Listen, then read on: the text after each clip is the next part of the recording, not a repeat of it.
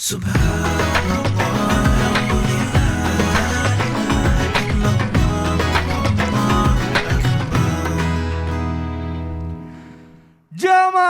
oh jamaah, alhamdulillah. Alhamdulillah jamaah masih di Islam itu Indah dan hari ini kita sedang membahas tema sholat sih, tapi nggak gitu juga kali, Masya Allah. Baik jamaah, sebelum kita bahas lebih dalam mengenai tema kita hari ini lagi, kita mau ngajakin jamaah untuk nonton dulu tayangan berikut ini. Silahkan. Sudah biarkan aja lah, biarkan aja. Nanti selesai baru ditutup. Nanti selesai kalau kita asah jadinya Pak. Kita asahkan Pak. Nanti sholatnya. Bismillahirrahmanirrahim. Aduh, astagfirullahaladzim. Nah mungkin ini berkaitan nih dengan pertanyaan sebelumnya nih. Ustadz tadi kan saya bertanya kalau misalnya kita pergi ke luar negeri, tapi kalau tadi sepertinya di Indonesia. Ya, itu lokal itu. Iya itu lokal, mungkin ada kesalahpahaman atau apa saya nggak ngerti. Nah gimana nih Ustadz penjelasannya kalau misalnya kita memasuki waktu sholat, tempat ibadah dan bahkan kita bingung menentukan arah kiblat karena situasi gitu ya. Ini sebenarnya hukumnya menurut Islam gimana nih? Apakah tetap sah atau bagaimana? Mohon jawabannya silakan guru. Baik, bismillahirrahmanirrahim. Tabi guru-guruku Muhammad, Ustadz Maulana, Mas Mikdad, serta guru-guru kami yang dimuliakan Allah Subhanahu wa taala. Itulah pentingnya kita yakni berilmu.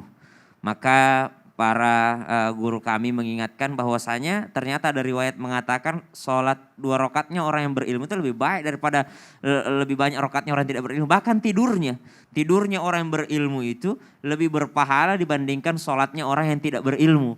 Kenapa? Karena ada orang yang tidak berilmu sholat seperti tadi, akhirnya kiblat pun nggak tahu.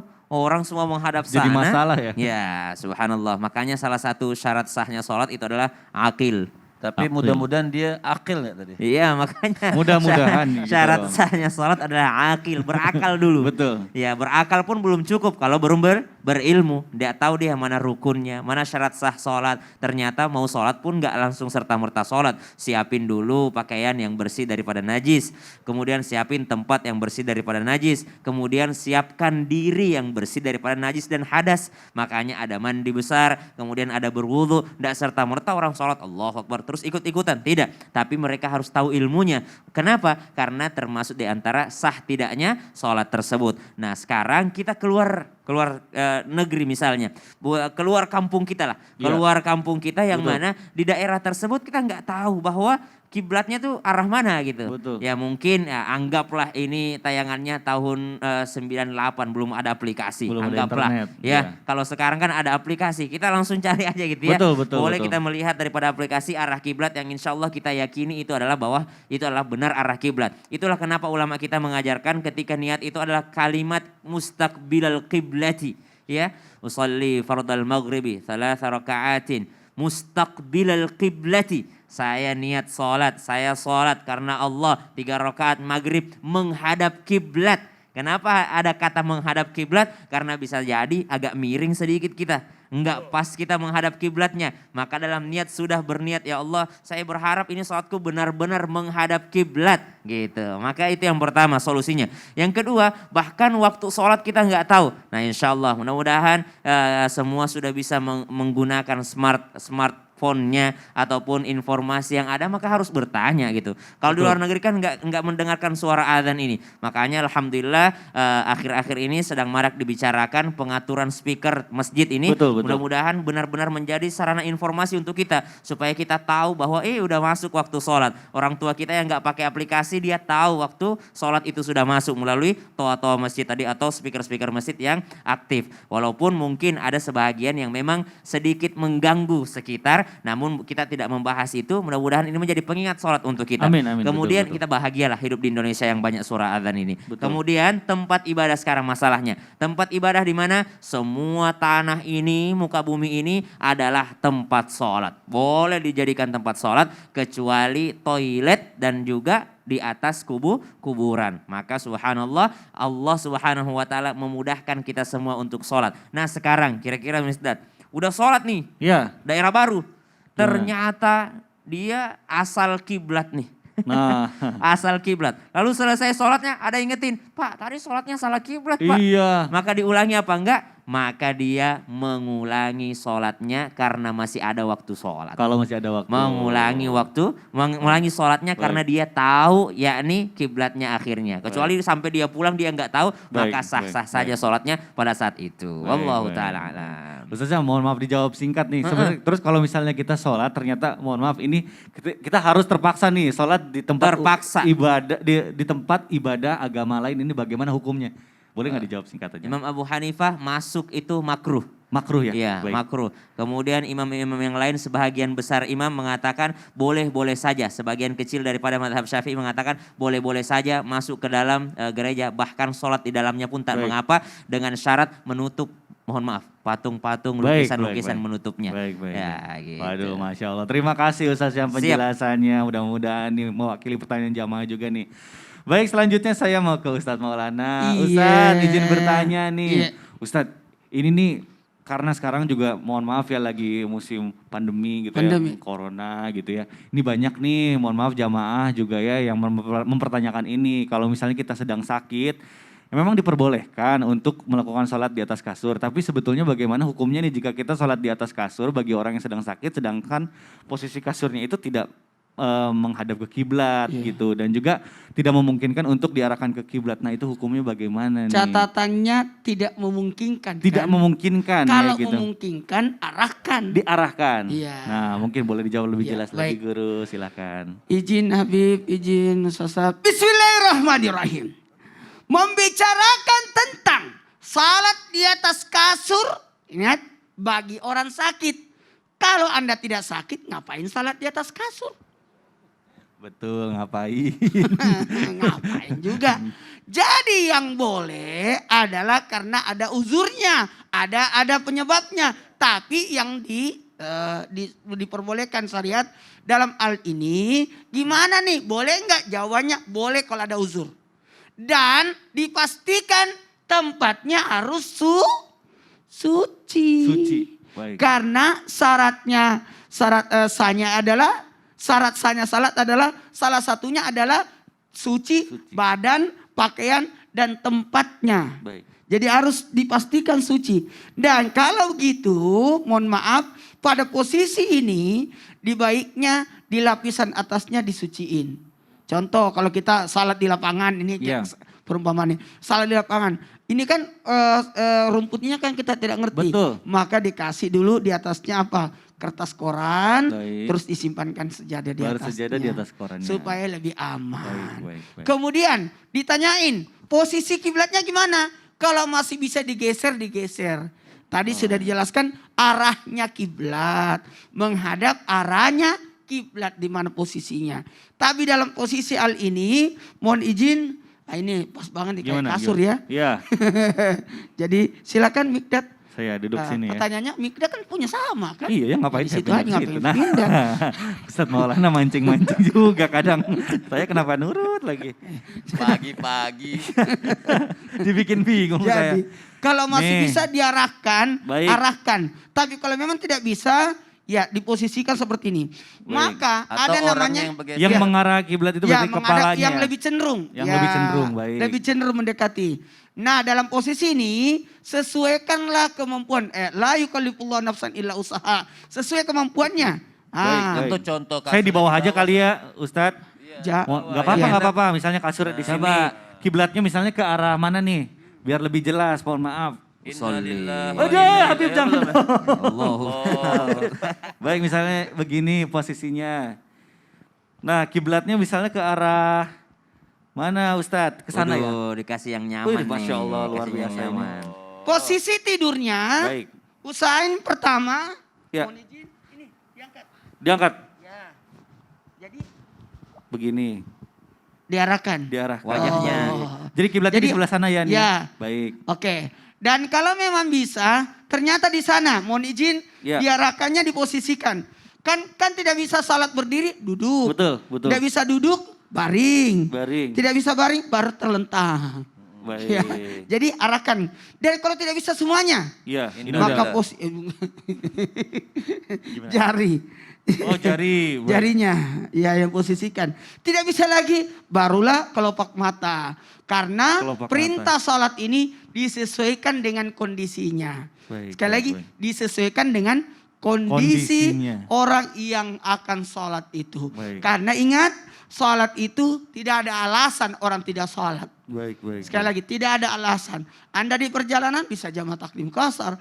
Anda dalam keadaan sakit bisa di jamak qasar juga. Tapi mohon izin. Jangan pernah ada keinginan atau berkata, enggak wajib.